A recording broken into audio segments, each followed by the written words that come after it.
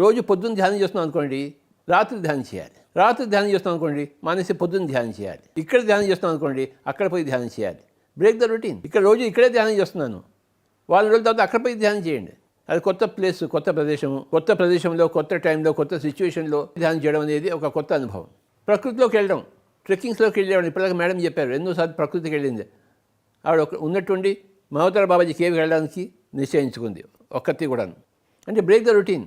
ఎక్కడ హైదరాబాదు, ఎక్కడ మహోదర బాబాజీ కేవ్ హిమాలయాల్లో వెళ్ళిపోవడానికి రెడీ అయిపోయింది. 11 రోజులు ఉంది అక్కడ. Break the routine.